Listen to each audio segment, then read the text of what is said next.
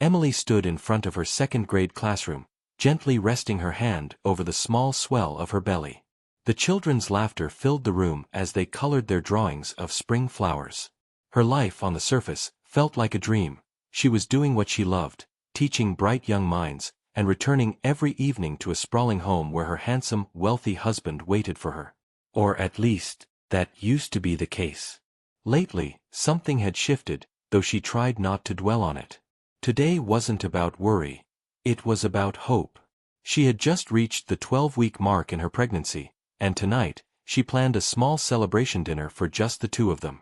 Daniel Morgan, her husband, was known as a genius in tech circles. He'd sold his startup for millions and now ran a string of companies that practically printed money. When they'd first met at a charity gala 2 years ago, she was drawn in by his charisma, his quiet intensity, and his sincere interest in her world.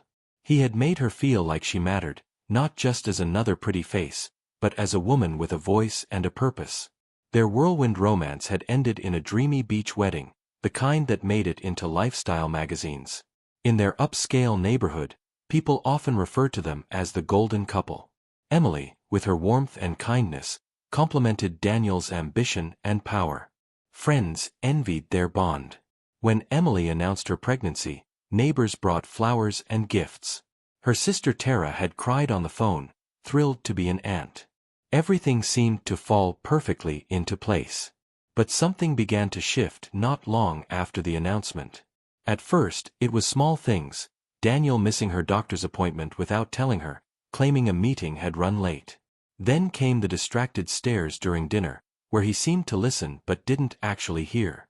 He began sleeping in the guest room, just for a few nights, because of his late hours and constant video calls. Emily tried not to overthink it. She reminded herself that Daniel's world was high pressure, full of deadlines and investors breathing down his neck. He wasn't used to family life yet. He needed time to adjust. She told herself this again and again, even as a coldness crept into his eyes that hadn't been there before. He stopped touching her belly with that wide smile he used to give. He didn't ask about baby names anymore.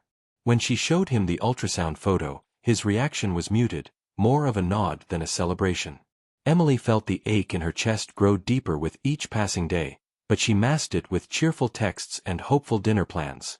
She kept their home spotless, lit candles in the evening, and dressed in the soft sweaters he used to compliment. She clung to hope because letting go meant admitting that something might be terribly wrong. That evening, she prepared his favorite pasta, set the table with their wedding china, and even picked up a bottle of non-alcoholic wine. When Daniel walked in late, loosened tie and distracted eyes, he barely noticed the effort. He mumbled a thank you and scrolled through his phone throughout dinner. Emily forced a smile, refusing to let her heart sink. "It's our 12-week mark today," she reminded him softly, touching her belly with a loving gesture. "Second trimester." He looked up briefly. "That's great," he said blandly, before turning his attention back to his phone. Emily sat there in silence, her hands trembling slightly as she held her fork. The glow in her eyes dimmed just a little, but she didn't cry, not yet. She wasn't ready to believe that the man who once called her his world was slowly becoming a stranger. Not yet. It started with his late-night absences becoming the norm. At first, Daniel would text her updates, working late, or client dinner ran long, but even those stopped eventually. He would walk in around 2 or 3 a.m., silently creeping into the guest room without even checking if Emily was awake. And she often was, lying there in bed, curled protectively around her belly, heart pounding with worry and confusion. The man she had once trusted more than anyone was becoming a stranger before her eyes, and no explanation made sense. One afternoon, after school, Emily sat alone in their kitchen, absently flipping through her emails. She hadn't heard from Daniel all day, not even a single message. She picked up his tablet from the counter, intending to leave a note for their shared grocery list. But the screen lit up as soon as she touched it, and several open tabs immediately caught her eye. At first, it was just curiosity, then concern, then cold, hard fear. There were transactions she didn't recognize, large sums of money wired to accounts with names she didn't know. One stood out, a payment labeled simply, discretion fee. Her stomach turned. Clicking through his recent messages, she found a string of cryptic conversations with someone saved under the name M. The tone was flirty, casual, and completely inappropriate. "Last night was worth the risk," one message read. "I still taste you on my lips." Emily felt her vision blur. She sat frozen, gripping the device so tightly her knuckles turned white. When Daniel finally came home that evening, Emily was waiting. Her heart thudded in her chest like a war drum, but she stayed calm. She had rehearsed what she would say, how she would stay collected, how she would give him a chance to explain. "I need to talk to you," she said as he entered the foyer, setting down his keys without looking at her. "I saw your tablet." His jaw tightened for just a fraction of a second before he plastered on a smirk. "And what exactly did you see?" Emily inhaled deeply. "Wire transfers. Strange messages. Someone named M. Daniel, what's going on?" He chuckled, a low, dismissive sound that chilled her. "Emily, you're pregnant. Your hormones are making you paranoid. Maybe lay off the detective work." Her mouth dropped open slightly.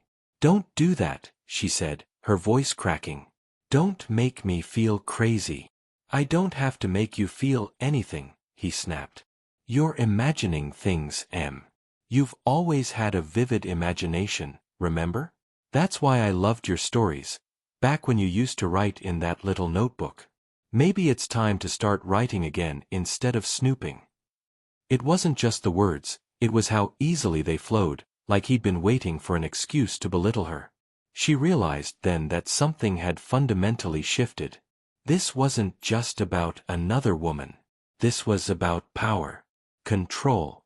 His voice was cold and deliberate, not the voice of someone defending himself, but someone attacking. That night, Emily couldn't sleep. Her mind spun in dizzying circles, dissecting every conversation, every cold glance, every unanswered call. She clutched her growing belly and whispered apologies to the baby.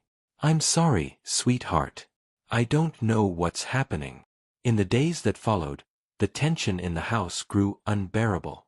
Daniel would leave for hours without saying where he was going. He stopped pretending to be affectionate.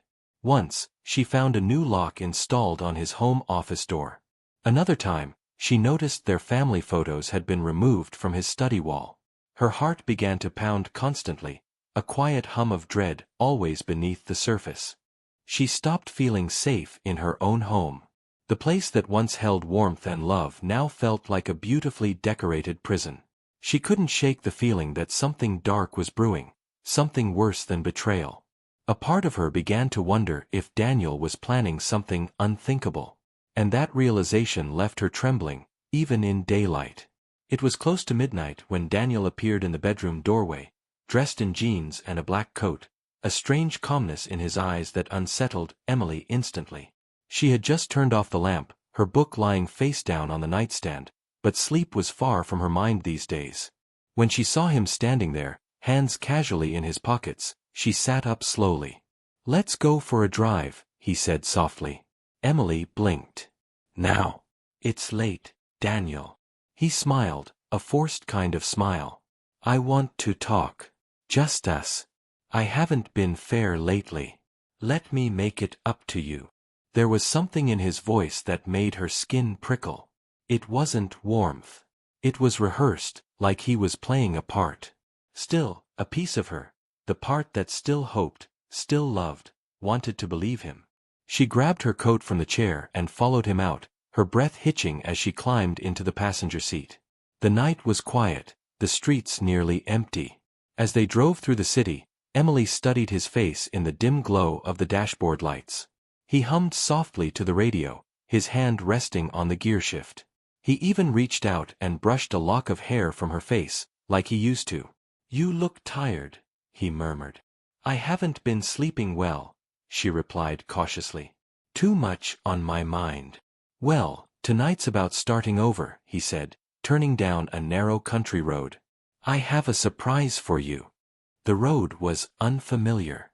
No streetlights, no traffic, just miles of dark fields and thick trees. Emily's pulse quickened. Where are we going? It's a place I found, he said vaguely. Quiet. Peaceful. I thought you'd like it. Her grip tightened on the seat. Daniel, this doesn't feel right. But he ignored her concern, kept driving until the trees gave way to an old wrought iron gate. He slowed and pulled into what looked like an abandoned graveyard. The headlights illuminated crooked tombstones and patches of overgrown grass swaying in the wind. Emily felt her heart plummet. Daniel, what is this? He turned off the engine, the silence around them deafening. Then he looked at her, really looked, and the affection in his face vanished, replaced by something colder than she'd ever seen. Get out. She stared at him, confused. What? I said get out of the car. Her voice broke. Daniel, what are you doing? Please, I don't understand. You weren't supposed to snoop, Emily, he said, his voice a quiet growl. You ruined everything. Do you think I didn't know? The tablet, the texts. You just couldn't help yourself, could you? Emily shook her head, trembling. I was scared. I just wanted the truth. Well, now you have it. He reached across her, yanked the door open, and with shocking force, shoved her out. She landed hard on the gravel, her knees scraping painfully, her hands instinctively protecting her belly. She looked up at him, tears streaming down her cheeks, the wind biting through her coat. Daniel, please, don't do this. I'm carrying your child. He stared down at her, eyes blank. You think that matters now? The door slammed shut.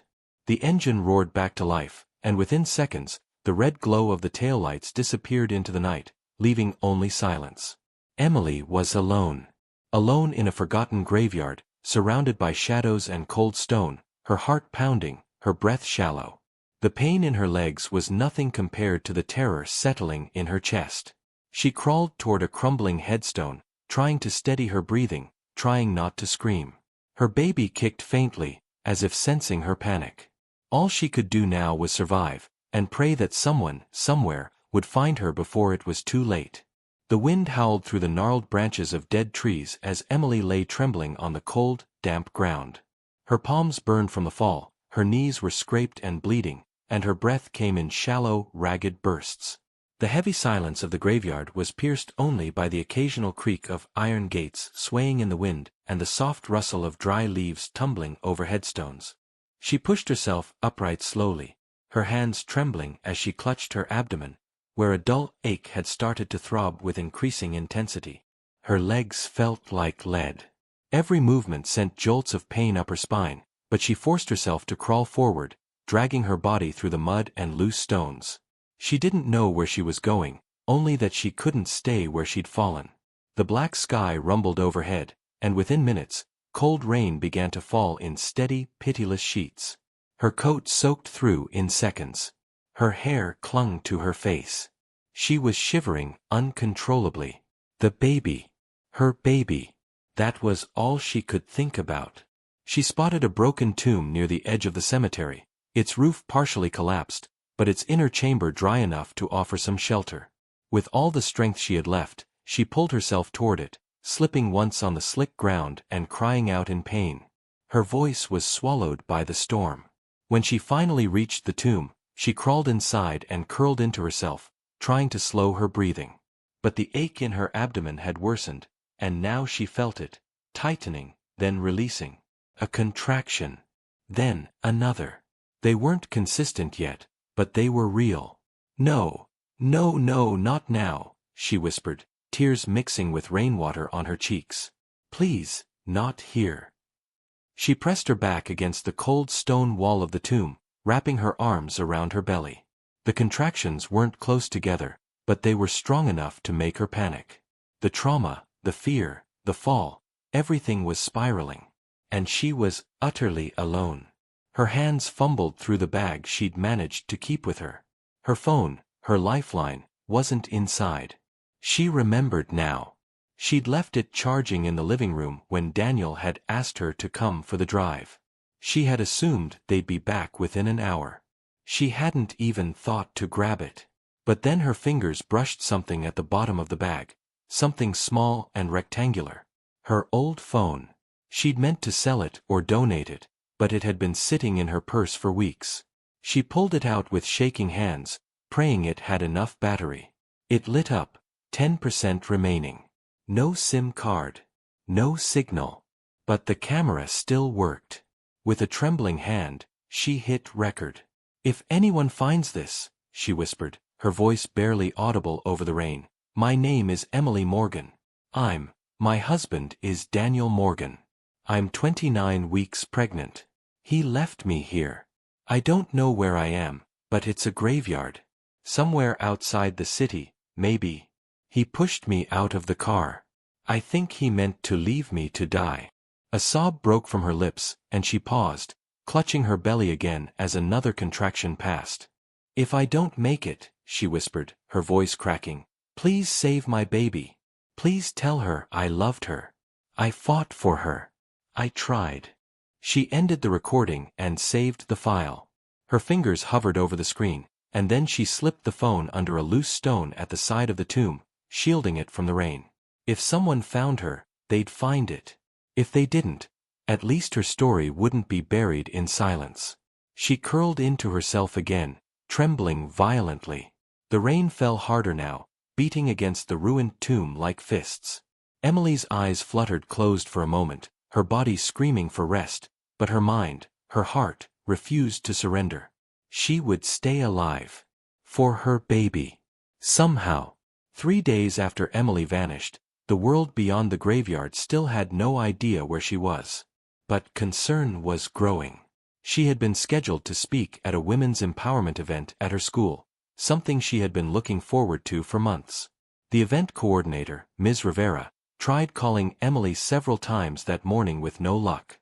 By noon, the school had contacted Daniel, who offered a curt explanation. "She's been overwhelmed lately. Probably needed some rest." But Ms. Rivera didn't buy it. Emily had always been dependable, warm, and deeply committed to the cause. The absence was not just unlike her. It felt wrong. She contacted Mothers for Safety, a local women's rights group Emily often volunteered with. Within hours, the group filed an official missing persons report and shared a public appeal on social media. Photos of Emily, smiling, pregnant, radiant, began circulating with the hashtag #FindEmilyMorgan. When Tara Morgan, Emily's younger sister, heard the news, she dropped everything. She had just returned from a medical conference and had no idea her sister had even been struggling. When she called Daniel, his response made her blood boil. "I already talked to the police," he said dismissively. "I'm sure she'll turn up. She probably just needed space. You know how emotional she can be lately." Tara's hands clenched. "She's not just emotional, she's pregnant and missing, Daniel. What the hell are you doing about it?" "I've done all I can," he said flatly and hung up. That was the moment Tara knew something was terribly wrong. Emily would never disappear without a word, not from her students, not from her family, and certainly not while pregnant. Tara contacted a friend from college who now worked in federal law enforcement and explained everything. The sudden personality change in Daniel, Emily's messages over the past few weeks hinting at fear and isolation, and the fact that Daniel, wealthy, connected, and influential, seemed completely unbothered by his wife's disappearance. With mounting pressure from both the public and advocacy groups, local law enforcement escalated the case. Within 48 hours, the FBI became involved. Special Agent Maya Bennett, who specialized in domestic violence and high-profile disappearances, took lead on the case. She had seen too many stories like this, too many women silenced, hidden behind polished doors and polite smiles. She wasn't going to let Emily be another one. The FBI began their investigation discreetly, digging into Daniel's financial activity, phone records, and movements in the days leading up to Emily's disappearance. What they found was chilling. Daniel's phone showed long periods of no location tracking, as if it had been manually disabled. His financial statements revealed a recent surge in unaccounted cash withdrawals and large wire transfers to international accounts. There were also encrypted emails between him and someone listed as M, untraceable, but suspiciously timed around the night Emily went missing. They also discovered Daniel had purchased high-end surveillance and personal security tools weeks before. When they looked deeper into his past, another disturbing layer emerged, a sealed restraining order from 5 years ago filed by an ex-girlfriend in another state. The record had been buried, thanks to Daniel's expensive lawyers, but the paper trail still existed. Special Agent Bennett felt the familiar cold knot in her stomach. This wasn't just a missing persons case. This was something darker, more premeditated. Emily hadn't simply wandered off. She had likely been targeted, discarded, and hidden. The team began reconstructing Daniel's movements on the night in question using traffic cameras, toll booth logs, and digital timestamps. A single surveillance video from a remote highway toll plaza showed Daniel's black SUV heading out of the city late at night, without Emily. The clock was ticking, and hope was running thin. But Agent Bennett had a gut feeling, Emily was still out there. And she wasn't going to stop until she found her. With Agent Maya Bennett leading the charge, the FBI's investigation ramped up. The tech forensics team worked around the clock, combing through GPS logs from Daniel's SUV, satellite pings, and toll plaza surveillance. Slowly but surely, a digital trail began to form, a breadcrumb path leading out of the city and into the dark unknown. One particular GPS route stood out, a detour Daniel took 3 nights before, around midnight, far from any of his usual destinations. It ended on the edge of a rural highway surrounded by forest and old farmland. No businesses. No homes. Just miles of darkness. Pull footage from every toll booth and camera along this route, Agent Bennett ordered. The team got to work. Within hours, they uncovered a critical clue. Grainy footage from a toll camera showing Daniel's black SUV traveling eastbound, alone, late at night. He wasn't scheduled for any meetings. There were no business trips on his calendar. He hadn't told anyone where he was going. And he hadn't taken that route again since. Something had happened out there. Something he didn't want anyone to find. The FBI dispatched a field team to comb the area near the end of that trail. After hours of searching the thick brush alongside a narrow backroad, a cadaver dog led agents to a shallow creek bed. That's where they found it, Emily's purse, half submerged in muddy water. Her ID was inside. So was her hospital appointment card. A few feet downstream, tangled in a thorny bush, was a pale lavender scarf, soaked and torn at one end. Agent Bennett held the scarf carefully, recognizing it from the photos Emily had taken a week before. She could feel the energy in the air shift. The case was no longer hypothetical. Something violent had happened here. This wasn't an accident, she said firmly. This is a dump site. Meanwhile, local authorities canvassed nearby towns, questioning residents who might have seen something unusual. Most had no idea anything had happened. But then, an older man who worked as a groundskeeper for the nearby cemetery came forward with a strange story. I saw her, he said, his voice hesitant. 2 nights ago. I was making my rounds, checking the gate near the south side, and I swear to God, I saw a woman in white. Soaked, stumbling between the stones like a ghost. I figured it was a trick of the rain. Or maybe I'd finally lost it. Agent Bennett's pulse quickened. Where, exactly? The man marked it on a map. It was the graveyard at the end of Daniel's GPS trail. Without wasting a second, the FBI organized a full-scale search. By now, word of the investigation had spread, and dozens of local volunteers, search dogs, and law enforcement officers joined the effort. Storm clouds loomed overhead as the team arrived at the cemetery, a neglected place swallowed by weeds and silence. The graveyard was massive, with crumbling tombstones and broken fences. The rain had turned the ground into a slick mess of mud and fallen leaves. Flashlights cut through the gloom as the search team fanned out in grids. They called her name, over and over, though many feared they were already too late. Then, one of the dogs barked sharply and bolted toward the southeast corner, where the earth had partially collapsed around an old crypt. Agents rushed over. A faint noise, almost a whimper, echoed from within the stone structure. They tore away loose rocks and debris, revealing a narrow opening. Agent Bennett shined her flashlight inside. Emily, she called gently. A thin, dirt-covered hand emerged from the shadows, trembling.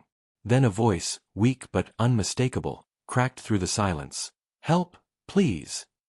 The team surged into action, shouting for medics. Agent Bennett leaned down, her voice steady despite the lump in her throat. You're safe now, Emily. We've got you. You're going home. The crypt was damp, crumbling, and filled with the musty scent of decay. But for Emily, it had been the only place between her and death. She had dragged herself into it on the second night, desperate to escape the pounding rain and biting cold. Inside, huddled on a pile of rotted leaves and broken stone, she had drifted in and out of consciousness, clinging to life by sheer force of will, and for the tiny heartbeat that still pulsed inside her. When the search team broke through the sealed entrance, the beam of light pierced the darkness, and Emily thought, for a moment, that she was dreaming. That it was death coming to carry her away gently. But then she heard voices, real voices. Urgent. Kind. Human. Agent Bennett's voice cut through the noise, steady and commanding. We've got her. She's alive. The medics moved in instantly. Emily was barely responsive, her skin ice-cold and her lips cracked from dehydration. Her hands clutched protectively around her swollen belly, as if even in near death, her body refused to surrender her baby. The paramedics loaded her into the ambulance with practiced speed, starting 4 fluids, checking fetal heart rate, administering oxygen. Every second counted now. At the hospital, doctors rushed her into intensive care. She was showing signs of early labor, contractions irregular but real, and her vitals were dangerously unstable. A team of specialists hovered over her, assessing both mother and child. Her body had been pushed far beyond its limits, bruised, starved, frozen, and it was a miracle she had survived at all. By morning, news of her rescue exploded across every news outlet. Missing pregnant woman found in graveyard tomb, read the headlines. But the real shock came when Daniel Morgan's name entered the reports. A tech mogul. A philanthropist. A husband. The man who had left his pregnant wife to die. Social media erupted in outrage. #Justice for Emily began trending globally. Protesters gathered outside Daniel's company headquarters. Old interviews of Daniel praising family values and protecting women in tech were replayed with disgust and disbelief. News channels aired emotional montages of Emily's life, her classroom, her wedding, her baby shower, while commentators expressed horror at the betrayal she had endured. Inside the hospital, Emily drifted between lucidity and exhaustion. Her body was fighting a war, but her spirit was fractured in ways even she didn't fully understand. Nurses spoke gently to her, doctors checked her vitals regularly, but the only thing she truly focused on was the faint, steady thump of her baby's heartbeat on the monitor. Hours later, the labor intensified. Despite her weakness, Emily refused a C-section, whispering hoarsely, "Let her come naturally. I need to feel her." Her delivery was long, painful, and emotionally charged, but when her baby's cry finally pierced the air, the entire room fell into stunned silence. Emily sobbed as they laid the tiny girl on her chest. She was so small, so pink, so alive. The nurses wrapped the baby in a soft blanket and placed her beside Emily, who reached out with shaking fingers to touch her daughter's cheek. "She made it," she whispered. "We both did." Agent Bennett arrived later that evening, standing at the doorway with tears in her eyes. She had seen hundreds of cases, many with far darker endings. But this was survival. This was strength. Emily looked up from her hospital bed, her voice faint but certain. "Don't let him get away with it," she said. Agent Bennett nodded. "He won't." And in that sterile hospital room, surrounded by machines and muted beeping, Emily Morgan began to reclaim her life, with her newborn daughter asleep in her arms and the world watching her story unfold. The FBI's investigation, now operating with full force, peeled back the layers of Daniel Morgan's life like the skin of a rotting fruit. The image of a charming, successful entrepreneur, so carefully cultivated in interviews and media profiles, was nothing more than a polished lie. In reality, Daniel had been planning his escape for months, maybe longer. And Emily's sudden disappearance had been a calculated part of that plan. The breakthrough came when a forensic accountant with the FBI traced a series of complex shell companies leading to several offshore accounts in the Cayman Islands and Singapore. Tens of millions had been quietly moved out of Daniel's tech empire under the guise of business expansion. The reality was far more sinister. He was liquidating everything, preparing to vanish. Retirement under the radar. A new identity. A clean slate without the burden of a pregnant wife or a scandal. Even more damning was the digital trail linking him to Melissa Crane, a senior executive at one of Daniel's subsidiary companies. On paper, they were strictly professional. But encrypted messages, recovered with the help of the FBI's cyber unit, painted a very different picture. The messages were filled with coded phrases, travel confirmations, and chilling comments about starting over without strings. "She's too emotional to let go," Melissa had written in one exchange. "You need to handle it before it blows up." "I will." "Already in motion," Daniel replied. The implication was horrifying. Emily wasn't just inconvenient, she was expendable. A liability to his carefully planned exit strategy. And he had nearly succeeded. The only thing he hadn't accounted for was Emily's will to survive. Within 24 hours of Emily's rescue, the FBI obtained a warrant for Daniel's arrest. Agent Bennett, watching the final pieces fall into place, coordinated with airport security and federal marshals. Daniel's jet, sleek and hidden in a private hangar at a regional airport, was set to take off under a false manifest, his name listed under an alias, using a passport acquired through a stolen identity. Daniel was already boarding when the agents moved in. He turned, startled, at the sound of boots hitting the tarmac. The confidence that had once defined him drained from his face when he saw the line of agents approaching with weapons drawn.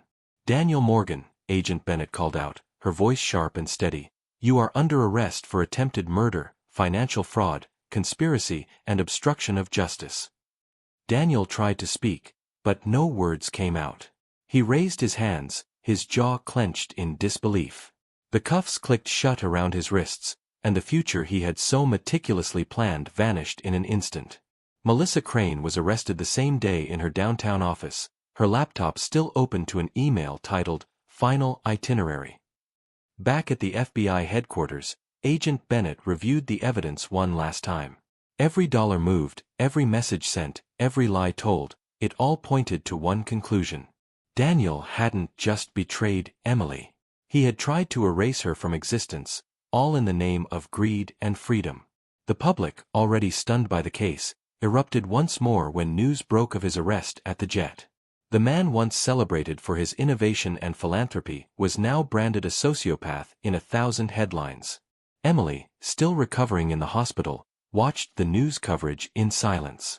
Her baby rested in a bassinet beside her, unaware of the storm that had passed. "He thought I was weak," she murmured. "He thought he could erase me. But the world knew the truth now. And Daniel Morgan's web of deceit had finally unraveled, for everyone to see." The courthouse was swarmed with press the morning of the trial's opening. News vans lined the block, camera crews jostled for position, and protesters held signs reading, "Justice for Emily," "No mercy for monsters," and "Protect survivors, not abusers." The story had become a national lightning rod, one of betrayal, survival, and power. Inside the packed courtroom, every seat was filled.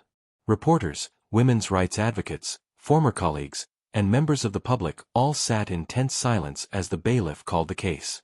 Emily entered the room quietly, dressed in a modest black suit. She held her newborn daughter close to her chest, the tiny child sleeping peacefully in a sling against her body. The room fell into a hush at the sight of her. This wasn't just about a legal trial anymore, it was a reckoning. Daniel Morgan sat at the defense table, dressed in an expensive tailored suit, his hair perfectly styled. Despite the media frenzy and overwhelming evidence against him, he wore a smirk, as though this were just another negotiation he planned to win. He leaned toward his attorney with smug confidence, glancing occasionally at the crowd like a man still intoxicated by his own power. But that confidence began to crack as the prosecution presented its case. First came the financial trail, The offshore accounts, the shell corporations, the attempted escape. Then the messages between Daniel and Melissa Crane were read aloud, each one more damning than the last.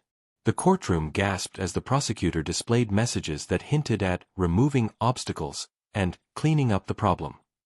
And then came the most devastating piece of evidence, Emily's recorded message from the crypt. The audio played over the speakers, raw and heart-wrenching. "If anyone finds this, my name is Emily Morgan. I'm pregnant. My husband left me here. I don't know where I am, but it's a graveyard. Please save my baby." Her voice cracked on those final words, and several jurors looked down, visibly shaken. Even seasoned court officers struggled to remain composed. Emily, sitting with her daughter cradled in her arms, closed her eyes as the recording played, silent tears streaming down her cheeks. Witness after witness testified against Daniel. Former employees spoke of his controlling behavior, his explosive temper, and the strange disappearances of documents and people who dared cross him. A former assistant, clearly nervous, recalled how Daniel had ordered her to erase anything that could ever damage his image. A chilling order in hindsight. Tara took the stand and described the frantic days searching for her sister, the dismissive phone calls with Daniel, and the moment she saw Emily's bruised and broken body in the hospital. "He didn't just try to erase her," she said, voice trembling. "He tried to erase her soul." The defense's strategy unraveled quickly. Daniel's attorney attempted to argue stress, mental instability, and even implied that Emily had gone willingly. But the jury didn't buy it. They saw through the facade. They saw a man who had spent years hiding behind wealth, charm, and power, and nearly got away with murder. The trial lasted just over 2 weeks. When the jury returned with a verdict, the courtroom held its breath. "Guilty on all counts," the foreperson announced. "Sentenced to life in prison without the possibility of parole." Daniel's face turned pale for the first time. His mouth parted, as if to object, but no words came. The reality sank in. He had lost everything. No escape, no redemption, no control. As the judge banged the gavel, the room erupted in a collective exhale. Emily stood quietly, kissing her baby's forehead. Around her, reporters scribbled, flashbulbs lit the room, and people cried tears of justice. But Emily. She simply walked out of the courtroom, her daughter in her arms, her back straight, her silence louder than any headline. Daniel may have tried to bury her, but the world had seen her rise. The months that followed the trial were not easy, but they were full of purpose. Emily had to learn to breathe again, to trust again, and to exist outside the shadow of what had nearly destroyed her. The hospital stay had healed her body, but the emotional wounds ran deep. Flashes of that night, the cold rain, the silence of the graveyard, and the pain of going into labor alone haunted her in dreams. Still, each morning she woke up to the soft breathing of her baby girl beside her, and that sound became her anchor. Her daughter was not just her reason to survive, she was the reason to rise. With the help of her sister Tara and a growing community of women who had rallied around her story, Emily launched the Phoenix Light Foundation, an organization dedicated to supporting women who had survived abandonment, abuse, and domestic manipulation. What started as a simple support group in a borrowed office space quickly grew into a national movement. Donations poured in, many from other women who had followed her story and seen themselves in her pain. Emily refused to let her story become just another headline. She chose instead to speak, at conferences, on talk shows, at women's shelters. She didn't sugarcoat anything. She talked about the betrayal, the loneliness, the terror of being left to die, and the heartbreak of realizing that someone you loved saw you as disposable.